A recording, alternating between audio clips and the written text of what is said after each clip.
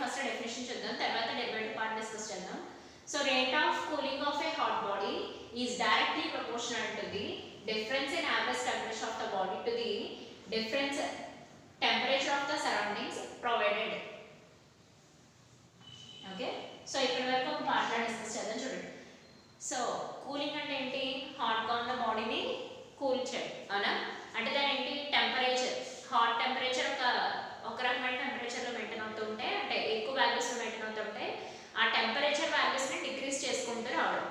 So అలా rate of decrease జరుగుతుంది కదా. So rate of cooling of a hot body, a rate of cooling అంటే with respect to time temperature values అనేవి మనకి decrease అయిపోతూ వస్తాయి. సో దాన్ని రేట్ ఆఫ్ కూలింగ్ అని చెప్తారు. విత్ రెస్పెక్ట్ టు టైం అంటే టైం బేస్ చేసుకుని, ఒక సెకండ్కి బాడీ టెంపరేచర్ 80 degrees ఉంది. సో 2 secondsకి వచ్చేటప్పుడు 60 degreesకి డిక్రీజ్ అయింది. 3 secondsకి వచ్చేటప్పటికి 40 degreesకి డిక్రీజ్ అయింది. సో అలా విత్ రెస్పెక్ట్ టు టైం మన టెంపరేచర్ని మెజర్ చేసుకుంటే దాన్ని rate of cooling of a hot body is directly ప్రపోర్షనల్గా ఉంటుందంట. ఎవరికి? Is proportional to the difference in average temperature of a body. So body యొక్క యావరేజ్ టెంపరేచర్కి మైనస్, అంటే ఆ యావరేజ్ టెంపరేచర్ తీసుకుని బాడీ యొక్క దాన్ని డిఫరెన్స్ చేయాలి, మైనస్ చేయాలి. ఎవరితో?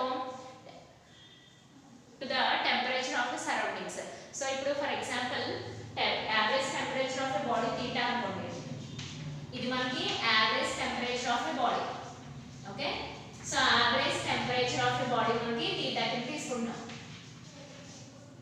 So average temperature of the body మనం తీటా కింద కన్సిడరేషన్ తీసుకుంటే, సో ఇక్కడ తీటా నాట్ అనేది టెంపరేచర్ ఆఫ్ సరౌండింగ్స్ కింద తీసుకున్నట్టయితే, so temperature of surroundings, so వీటి మధ్య డిఫరెన్స్ కి ఇది డైరెక్ట్లీ ప్రపోర్షనల్ అని చెప్తున్నారు. అంటే తీటా మైనస్ తీటా నాట్, వీటి మధ్య డిఫరెన్స్ కి, అంటే average temperature of a body మనం తీటా కింద కన్సిడరేషన్ తీసుకుంటే, సో తీటా నాట్ అనేది టెంపరేచర్ ఆఫ్ ద సరౌండింగ్స్ అవుతుంది, అంతేనా? సో ఇప్పుడు మనకి కూల్ చేయాలంటే either it is a forced cooling లేదా న్యాచురల్ కూలింగ్. న్యాచురల్ కూలింగ్ అంటే మనకి అట్మాస్ఫియర్ లో ఉన్న ఎయిర్ మాలిక్యూల్స్ వల్ల కన్వెక్షన్ జరిగి, అంటే మాలిక్యులర్ మూమెంట్స్ అనేవి జరిగి హాట్ బాడీని కూల్ చేయడం జరుగుతుంది. లేదా ఫోర్స్డ్ కన్వెక్షన్, అదే ఫోర్స్డ్ కూలింగ్ అంటే ఏంటి? మనకి ఐదర్ వాటర్ పార్టికల్స్ ని ప్లేస్ చేసి కూల్ చేయడం, లేదా ఫ్యాన్ బ్లోయర్స్ ని యూస్ చేసి కూల్ చేయడం. ఓకే, అంటే ఫోర్స్డ్ కన్వెక్షన్, న్యాచురల్ కన్వెక్షన్ కూడా మనకి ఈ న్యూటన్స్ లా ఆఫ్ కూలింగ్ లో అబ్జర్వ్ చేయొచ్చు, అంతేనా? న్యాచురల్ కన్వెక్షన్ అంటే దాని అంతటా అదే కూల్ అవడం. ఓకే, చుట్టూ ఉన్న సరౌండింగ్స్ టెంపరేచర్ ని అబ్జర్వ్ చేసుకుని, అందుకోసం మనం ఇక్కడ temperature of the surroundings, whether it is a natural one, artificial one, అదే అది న్యాచురల్ వన్ అయినా అది ఆర్టిఫిషియల్ అయినా సరే, ఏదైనా సరే ఎగ్జాస్టింగ్ ఫ్యాన్ ని యూస్ చేసుకొని హీట్ ఉన్న బాడీని కూల్ చేసుకోవచ్చు. లేదు అనుకుంటే సమ్ వాటర్ పార్టికల్స్ ని యూస్ చేసుకొని అయినా కూల్ చేయొచ్చు. ఎలా అయినా సరే మనం కూల్ చేయడానికి అది టెంపరేచర్ ఆఫ్ ద సరౌండింగ్స్ అంటే మేబీ అది న్యాచురల్ గా అవ్వచ్చు లేదా ఆర్టిఫిషియల్ గా అవ్వచ్చు. ఆర్టిఫిషియల్ అంటే హ్యూమన్ బీయింగ్ ప్రొవైడ్ చేసేది, న్యాచురల్ అంటే చుట్టూ ఉన్న ఎయిర్ మాలిక్యూల్స్ మూమెంట్ వల్ల. బట్ ఏదైనా సరే మూమెంట్ అనేది జరుగుతుంది కదా, అంటే ఇది ఖచ్చితంగా కన్వెక్షన్ అవుతుందా, రేడియేషన్ అవుతుందా?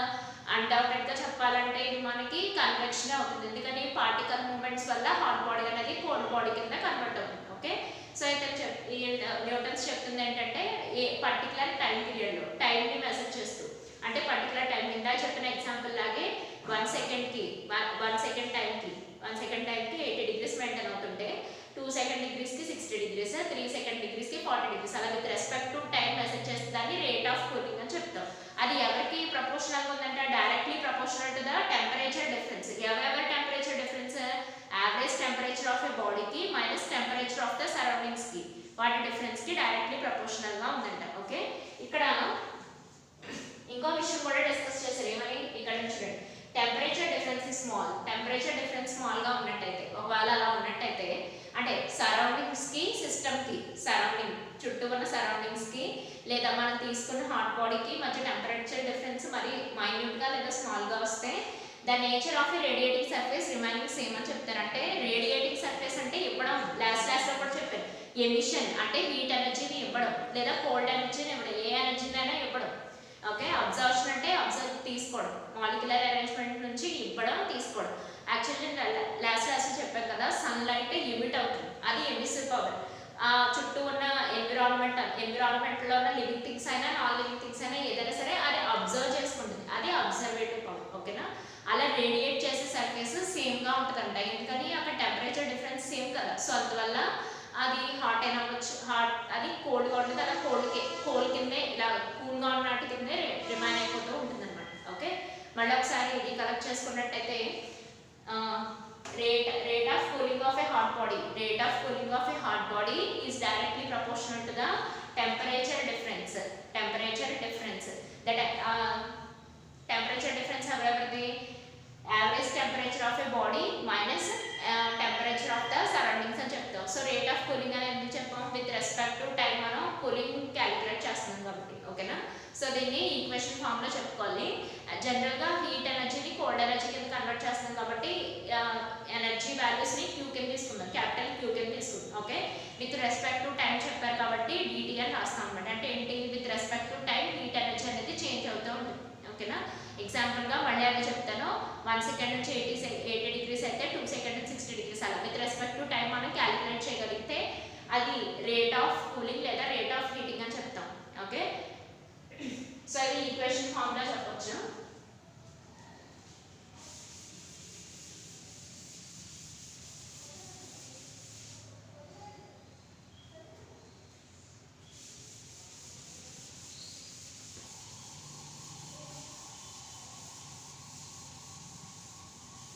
సో ఈక్వేషన్ ఫామ్ లో చూసుకున్నట్టయితే dq అంటే హీట్ ఎనర్జీ లేదా cold energy by dt with respect to time change అవుతుందని చెప్పుకున్నాం కదా. రేట్ ఆఫ్ కూలింగ్ అంటే ఇదే. సో రేట్ ఆఫ్ కూలింగ్ అని చెప్పారు కదా. సో న్యూటన్స్ చెప్పింది ఏంటి మనకి, రేట్ ఆఫ్ కూలింగ్ అంటే విత్ రెస్పెక్ట్ టు టైం మనం హీట్ ఎనర్జీ అంటే హీట్ ఎనర్జీ కానీ కోల్డ్ ఎనర్జీ కానీ ఈ కేసులో న్యూటన్స్ లా ఆఫ్ కూలింగ్ కాబట్టి కోల్డ్ ఎనర్జీ గురించి మాట్లాడతాం. అంటే dq by dt with respect to time energy ni calculate cheyadu whether it is a hot or a cold. Okay, dq by dt is directly proportional to temperature difference. So theta minus theta not be directly proportional. Okay na, so inda cheptunde where theta is equal to average temperature, normal temperature kadma, average temperature of a body. So theta అనేది మనకి average temperature of a body అవుతుంది. So theta naught అనేది temperature of the surroundings అవుతుంది.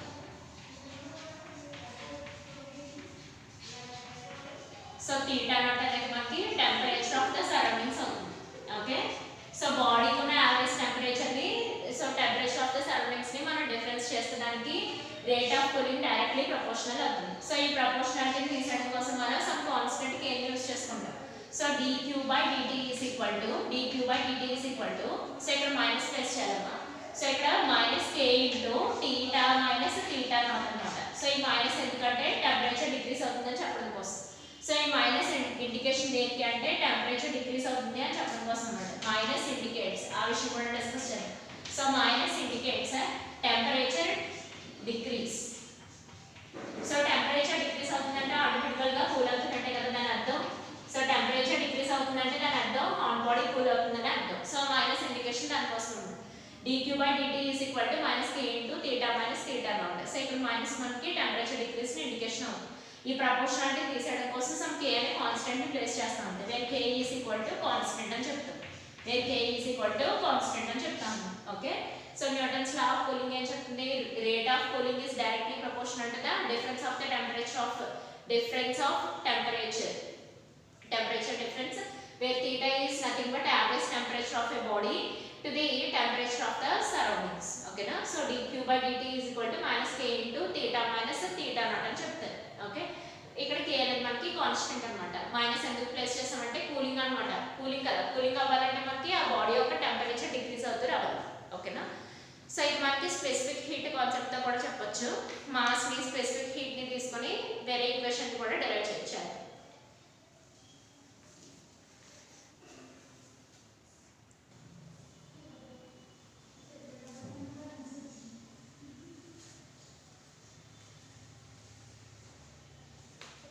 So rate of cooling ని with respect to mass and specific heat ని use చేసుకొని కూడా equation ని ఫైండ్ అవుట్ చేయొచ్చు. సో ఆ టూ ఈక్వేషన్స్ ని ఈక్వల్ చేసి న్యూటన్స్ లా ఆఫ్ కూలింగ్ కి ఈక్వేషన్ ని డెరైవ్ చేయొచ్చు. ఓకే, సో స్పెసిఫిక్ హీట్ అంటే ఏంటో ఫస్ట్ డెఫినిషన్ తెలియాలి కదా, దానికోసం స్పెసిఫిక్ హీట్ కి డెఫినిషన్ చెప్పాను చూడండి.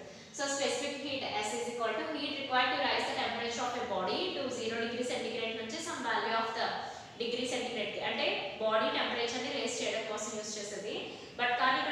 న్యూటన్స్ లా ఆఫ్ కూలింగ్ లో డౌన్ చేయడానికి యూస్ చేస్తాం అనమాట. రైసింగ్ అయితే హీట్ అయిపోతుంది కదా, బట్ కానీ మనం మాట్లాడుతున్నంత న్యూటన్స్ లా ఆఫ్ కూలింగ్ గురించి మాట్లాడుకుంటున్నాం. అంటే to rice the temperature place లో టు డిక్రీస్ ద టెంపరేచర్ అని వస్తుంది అంతే. సో ఇక్కడ heat required to rice the temperature of an equal mass of a water, అంటే వాటర్ ని రిఫరెన్స్ కింద తీసుకుంటాం. వాటర్ టెంపరేచర్ ని 0 డిగ్రీస్ నుంచి రైస్ చేయడం లేదా లోయర్ చేయడం. బట్ కానీ ఈ కేసులో మనం మాట్లాడుకుంటుంది న్యూటన్స్ లా ఆఫ్ కూలింగ్ గురించి కాబట్టి, సో ఇక్కడ రైస్ కాకుండా డిక్రీస్ చేయడం అనమాట. సో రైస్ ప్లేస్ లో మనం డిక్రీస్ పెట్టుకోవాలంటే, సో స్పెసిఫిక్ హీట్ ఏంటంటే డిక్రీస్ చేసుకుంటాం. సో ఇక్కడ ఇంక్రీజ్ అయితే so temperature specific Newton's law of heating గురించి మాట్లాడాం కాబట్టి, సో ఇక్కడ రైస్ ప్లేస్ లో డిక్రీస్ రాసుకుంటాం.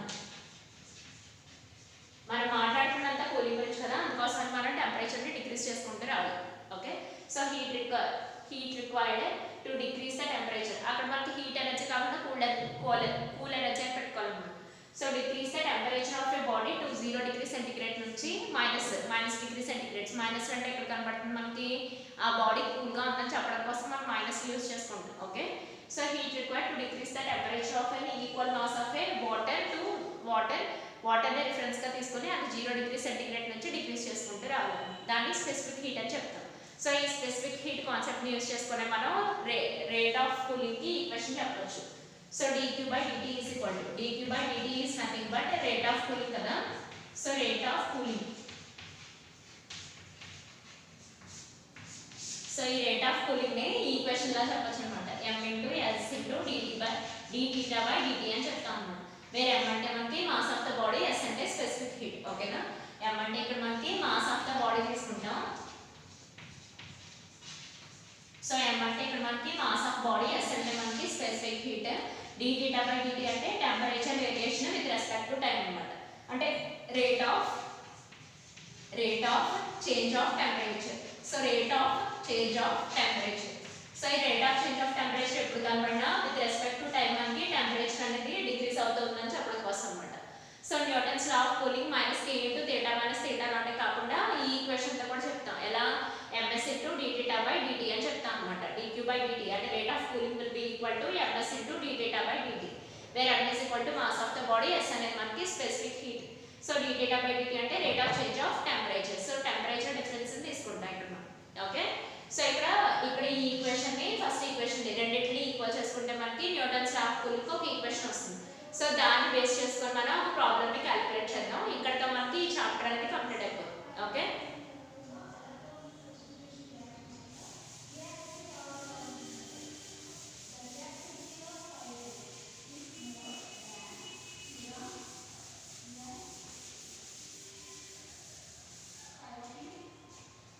సో ఇక్కడ ఫస్ట్ ఈక్వేషన్ -k × θ - θ0 ని ms × dθ/dt కి ఈక్వల్ చేస్తున్నాం అన్నమాట. ఓకే, సో ఇక్కడ మనకి ఫైండ్ అవుట్ చేయాల్సింది dθ/dt ని ఫైండ్ అవుట్ చేద్దాం. అంటే rate of change of temperature ని ఫైండ్ అవుట్ చేద్దాం. సో dθ/dt ఇక్కడ మనకి ms మల్టిప్లికేషన్ ఉంది అవునా, ఇటు సైడ్ కి ఇటు సైడ్ తీసుకొస్తారు మనకి డివిజన్ లోకి వెళ్తుంది. అంటే దాని అర్థం ఏంటి, -k × ms × θ - θ0 అన్నమాట. ఓకే, సో ఇది మనకి కాన్స్టెంట్ అని కూడా చెప్తాం. ఈ మొత్తం ఈ నేను సర్కిల్ చేసిన ఈక్వేషన్ మొత్తాన్ని కాన్స్టెంట్ అని చెప్తాం. Constant that will be equal to k/ms. So ఇది మనకు అర్థమైంది ఏంటి, so rate of change of cooling అంటే rate of change of temperature లేదా rate of change of cooling is directly proportional to the θ - θ0 అని చెప్పొచ్చు. ఇది మనకి కాన్స్టెంట్ వాల్యూస్ కింద తీసుకోవచ్చు. ఈ కాన్స్టెంట్ మనకి టైం మీద డిపెండ్ అవునా. సో ఓన్లీ కూలింగ్ మట్టికి మాత్రమే మనకి టైం మీద డిపెండ్ అవుతుంది. ఎందుకు డిపెండ్ అవుతుందో చెప్తున్నాను. ఇక్కడ k/ms ఎక్కడైనా టైం పీరియడ్ అని పదం కనపడిందా, టైం అన్నది కనపడలేదు. సో అందుకని ఈ rate of cooling is directly proportional to temperature difference అని చెప్తాం. వేర్ ఇది ఈ వాల్యూస్ ని కాన్స్టెంట్ వాల్యూస్ అని చెప్తాం. ఓకే, సో ఇదంతా మనకి న్యూటన్స్ లా ఆఫ్ కూలింగ్ గురించి మాట్లాడుకుంటున్నాం. Okay, so Newton's law of cooling ని బేస్ చేసుకొని ఒక ప్రాబ్లమ్ ని డిస్కస్ చేసుకోవాలి. అట్ ద సేమ్ టైం ఈ ప్రాబ్లమ్ ప్లేస్ లో ఏ కండిషన్స్ కి Newton's law of cooling satisfy అవుతుందో కూడా డిస్కస్ చేసుకోవాలి. సో ఆ కండిషన్స్ ఏంటో చూసి ఆ తర్వాత దీనికి సంబంధించిన ప్రాబ్లమ్ ని డిస్కస్ చేద్దాం.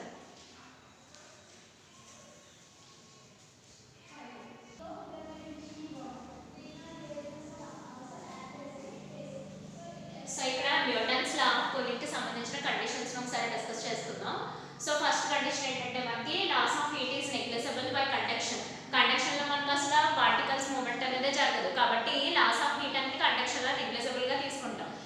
వచ్చేసి మాలిక్యూల్స్ మూవ్మెంట్ అనేది మనకి కన్వెక్షన్ లోనే జరుగుతుంది అవునా. కన్వెక్షన్ లోనే మనకి లాస్ ఆఫ్ హీట్ అనేది క్యాలిక్యులేషన్ చేసుకోవచ్చు అని చెప్తున్నారు ఫస్ట్ పాయింట్ లో.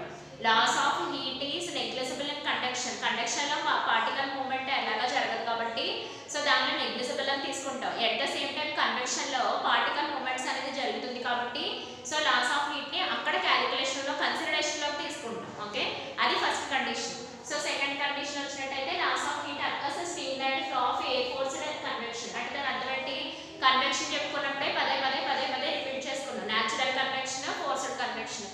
ఫర్ ఎగ్జాంపుల్ మీరు సీలింగ్ ఫ్యాన్స్ కానీ లేదా టేబుల్ ఫ్యాన్స్ కానీ ఏదైనా ఫ్యాన్స్ లేదా ఎగ్జాస్టింగ్ ఫ్యాన్స్ ఏదైనా యూజ్ చేసి మాలిక్యులర్ మోషన్ వల్ల మనం హాట్ కూల్ బాడీని కూల్ చేస్తాం అవునా. సో అది మాన్యువల్ గా చేస్తాం కాబట్టి ఫోర్స్డ్ కన్వెక్షన్ అని అంటాం. అదే న్యాచురల్ కన్వెక్షన్ అయితే మనకి సీ బ్రీజెస్ గురించి చెప్పుకున్నాం కదా అవునా. సో సమ్మర్ అయినా సరే వింటర్ అయినా సరే జనరల్లీ మనకి సీ బ్రీజెస్ సమ్ టెంపరేచర్ లో మెయింటైన్ అవుతూ ఉంటాయి. వెదర్ ఇట్ ఈస్ సమ్మర్ అయితే ఆ బ్రీజెస్ అంతా కూడా ఆ వీచే గాలంతా కూడా మనకి హాట్ గా తయారైపోతుంది. అదే కూల్ వెదర్ ఉన్నట్టయితే అవన్నీ గాలంతా కూడా కూల్ గా తయారైపోతాయి అవునా. అది న్యాచురల్ కన్వెన్షన్, ఇది ఫోర్స్డ్ కన్వెన్షన్. సో అది సెకండ్ పాయింట్ గురించి డిస్కస్ చేస్తున్నారు. ఆ రకంగా కూడా మనకి హీట్ లాస్ అవుతూ ఉంటుందని చెప్తున్నారు. న్యాచురల్ కన్వెన్షన్ అయినా ఫోర్స్డ్ కన్వెన్షన్ అయినా హీట్ లాస్ అవడానికి కండిషన్ అనమాట. సో థర్డ్ కండిషన్ ఏంటంటే మనకి temperature of the body is uniformly distributed. Uniformly distributed temperature అంటే టెంపరేచర్ ఒక బాడీ మనం కన్సిడరేషన్ తీసుకున్నట్టయితే, ఫర్ ఎగ్జాంపుల్ ఇలా ఒక బాడీ తీసుకున్నట్టయితే ఇక్కడ మనకి 20 degrees ఉంది, ఇక్కడ మనకి ఈ ఎండ్స్కి వచ్చేటప్పుడు 40 degrees ఉందనుకో, ఇది మనకి యూనిఫామ్లీ డిస్ట్రిబ్యూటెడ్ అని చెప్పాం. మళ్ళీ ఒకసారి డిస్కస్ చేస్తున్నాను చూడండి. ఒక బాడీ తీసుకొని యూనిఫామ్లీ డిస్ట్రిబ్యూటెడ్ అంటే దాని అర్థం ఏంటి, ఒక ఎండ్ దగ్గర 20 degrees ఉంది, 2 degrees దగ్గర 40 degrees ఉందంటే కుదరదు. ఒక ఎండ్ దగ్గర 20 degrees ఉంది, రెండు ఎండ్ దగ్గర కూడా 20 degrees ఉన్నప్పుడే యూనిఫామ్లీ డిస్ట్రిబ్యూటెడ్ అని చెప్తారనమాట. ఒకసారి డిస్కస్ చేద్దాం చూడండి. యూనిఫామ్లీ డిస్ట్రిబ్యూటెడ్ అంటే ఏ ఎండ్ వైపు చూసినా ఎక్కడ చూసినా త్రూ అవుట్ ద బాడీ ఎక్కడ చూసినా సరే మనకి టెంపరేచర్ వాల్యూస్ అనేవి మనకి సేమ్గా ఉండాలి. So through out the body ఎక్కడ చూసినా సరే మనకి టెంపరేచర్ వాల్యూస్ అనేవి సేమ్గా ఉండడానికి యూనిఫామ్లీ డిస్ట్రిబ్యూటెడ్ అని చెప్తాం. అది థర్డ్ పాయింట్. అంటే త్రూ అవుట్ ద బాడీ ఎక్కడ టెంపరేచర్ చెక్ చేసినా మనకి సేమ్ టెంపరేచర్ వాల్యూస్ కనిపించినట్టయితే దాన్ని యూనిఫామ్లీ డిస్ట్రిబ్యూటెడ్ బాడీ అని చెప్తాం. నెక్స్ట్ ఫోర్త్ పాయింట్ చూసినట్టయితే for convection large temperature difference is required. అంటే టెంపరేచర్ డిఫరెన్స్ కొంచెం ఎక్కువగా ఉండాలి. టెంపరేచర్ డిఫరెన్స్ ఎవరెవరికి మధ్య తీసుకుంటున్నాం, న్యూటన్స్ లా ఆఫ్ కూలింగ్ లో అబ్జర్వ్ చేసినట్టయితే θ మైనస్ θ0 కదా అంతేనా.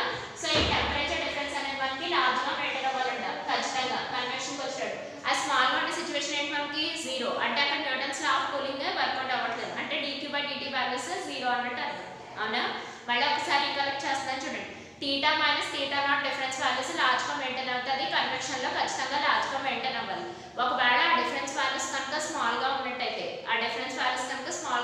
అక్కడ dQ/dt వాల్యూస్ మనకి జీరోస్ అయిపోతాయి.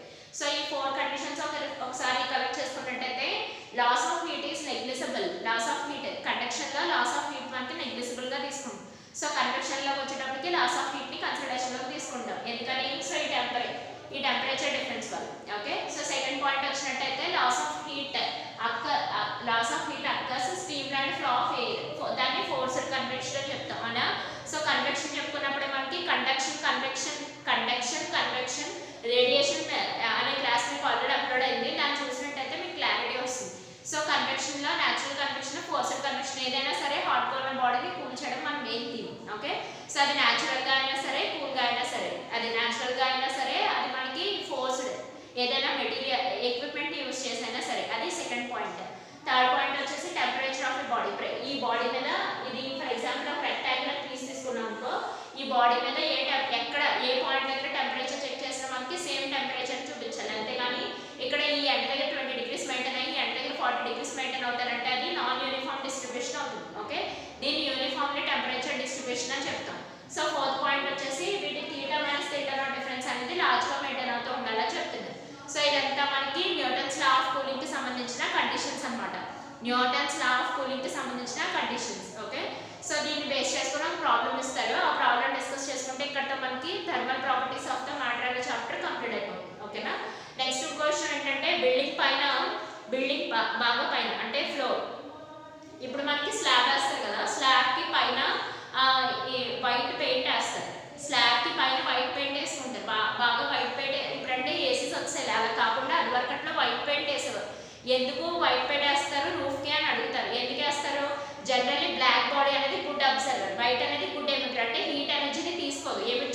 బయటికి ఇచ్చేస్తారు అనమాట. ఎమిషన్ అంటే బయటికి ఇచ్చేస్తాం, అబ్జర్వ్ అంటే హీట్ ఎనర్జీ అయినా కోల్డ్ ఎనర్జీ అయినా అబ్జర్వ్ చేసుకోండి. అందుకు black body is a good absorber అని చెప్తాం, but white body is a good emitter అనమాట. ఇచ్చేస్తుంది, బయటికి రేడియేట్ చేసేస్తుంది.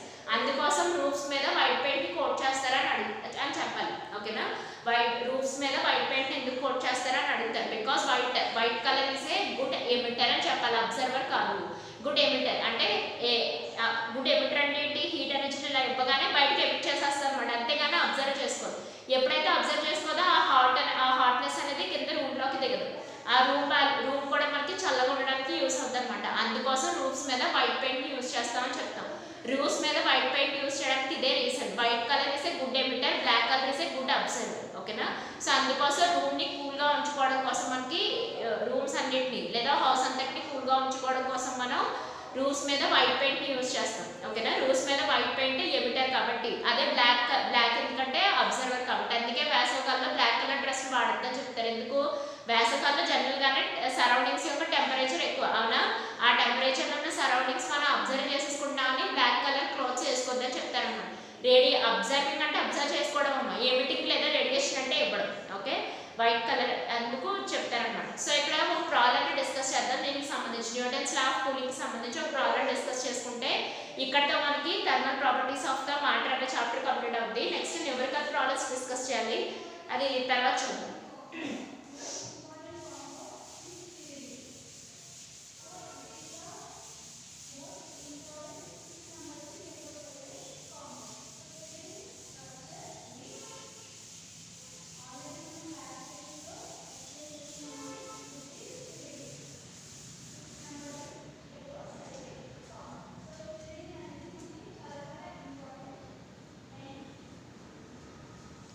సో ఇక్కడ ప్రాబ్లం ఏమో చెప్తున్నారంటే 60 డిగ్రీస్ నుంచి టెంపరేచర్ 50 డిగ్రీస్కి డిక్రీజ్ అయిపోయిందంట.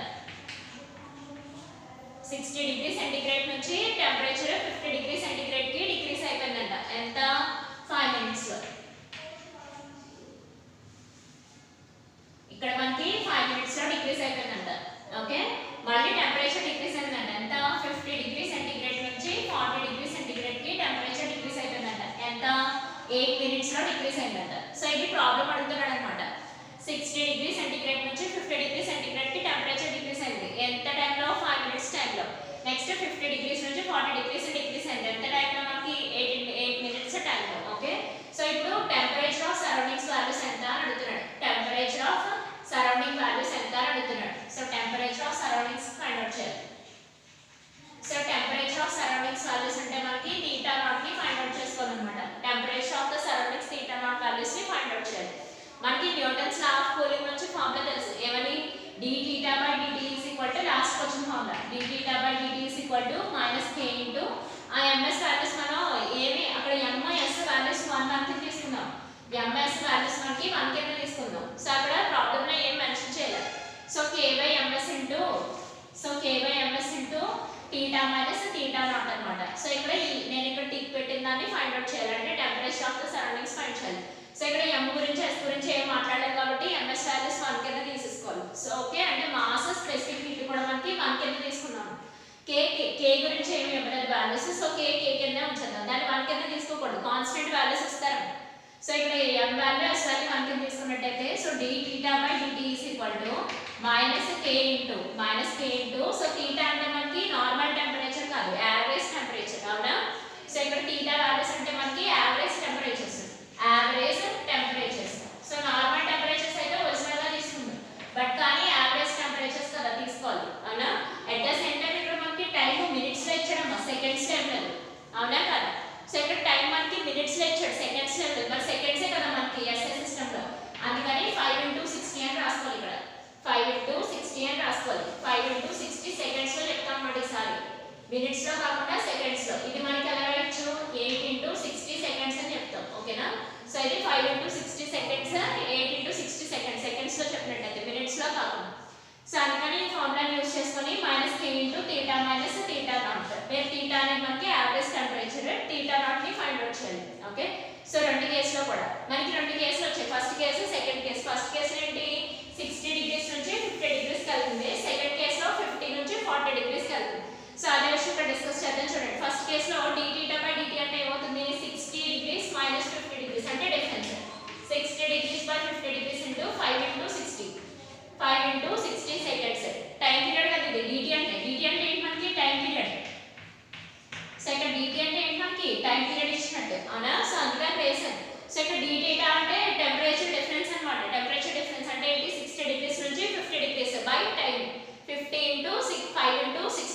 That will be equal to minus k into average temperature గా తీసుకోవాలంటే ఎలా తీసుకోవాలి 60 plus 60 degrees plus 50 degrees by 2 minus θ not కింద తీసుకుంటాం ఓకేనా సో ఇది ఫస్ట్ ఈక్వేషన్ కింద వస్తుంది మనకి ఫస్ట్ టెంపరేచర్ తో మరి సెకండ్ గురించి చూసినట్లయితే ఏమవుతుంది 50 డిగ్రీస్ నుంచి 40 డిగ్రీస్ తగ్గుతుంది అంటే 50 40 బై 8 కదా టైం పీరియడ్ ఇక్కడ 8 into 60 that will be equal to minus k into మళ్ళీ యావరేజ్ వాల్యూస్ కట్టాలి అంటే ఎంత 50 degrees plus 40 degrees by 2 minus theta naught అన్నమాట ఓకే సో ఈ టూ ఈక్వేషన్స్ ని యూస్ చేసుకొని మనం theta naught వాల్యూస్ అనేవి ఫైండ్ అవుట్ చేయాలి ఓకే సో ఇక్కడ మనం అబ్జర్వ్ చేసినట్లయితే టూ ఈక్వేషన్స్ ని డివిజన్ చేసేద్దాం ఇలా సో ఈ టూ ఈక్వేషన్స్ ని డివిజన్ చేసేద్దాం సిచువేషన్ ఏమవుతుంది చూడండి ఏమైనా వాల్యూస్ క్యాన్సిల్ అవుతాయా so minus k cancel so 60 50 అంటే 10 డిగ్రీస్ సో ఈ 10 50 40 అన్న 10 డిగ్రీస్ సో ఈ రెండు క్యాన్సిల్ చేస్తాం ఎందుకని 10 కాబట్టి ఓకే సో ఇక్కడ 60 కూడా క్యాన్సిల్ అయ్యి డివిజన్ చేసినట్టయితే రిమైనింగ్ టర్మ్స్ ని రాసుకోవాలంతే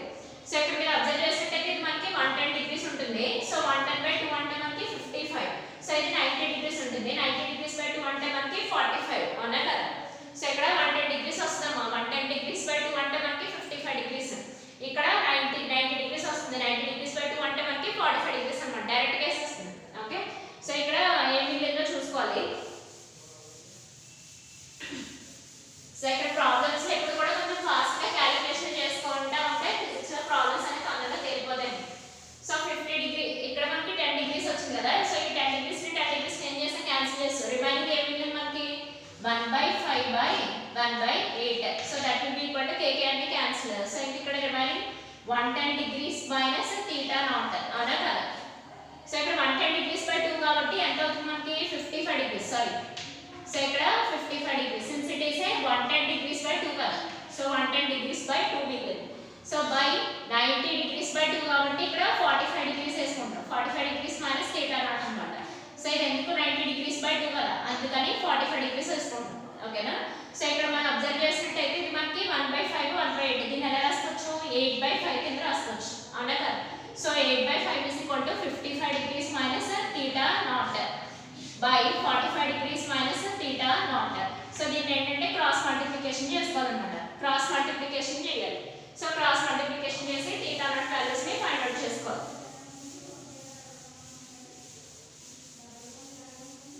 సో ఇక్కడ మనం క్రాస్ మల్టిప్లికేషన్ చేసి theta naught values find out చేయాలి అంటే మ్యాథ్స్ లో యూస్ చేసేది ఇక్కడ యూస్ చేసుకొని చెప్పుకోండి సో చూడండి ఒకసారి 8 into 45 degrees minus theta naught that will be equal to 5 into 55 degrees minus theta naught okay na so 45 into 8 45 into 8 చేయాలి 45 into 8 అంటే 8 5 are 44 8 4 are 32 32 and 4 36 360 so 360 degrees minus 8 theta naught అవుతుంది అదే అవుతుంది 55 into 5 5 కదా so 5 5 are 25 2 5 5 are 25 అంటే 27 275 అవుతుంది so 275 degrees minus 5 theta naught so ఇదంతా మీరు క్యాలిక్యులేషన్ చేసుకోవాలి నేను చెప్పడం మీరు చేయాలి యాక్చువల్లీ ఓకే సో 360 degrees నుంచి 275 degrees ని తీసేద్దాం so 360 degrees minus 275 degrees so ఇక్కడ ఈ minus 8 degrees అటు సైడ్కి వెళ్తే ప్లస్ 8 degree 8 theta naught అవుతుంది 8 theta naught minus 5 theta naught అవుతుంది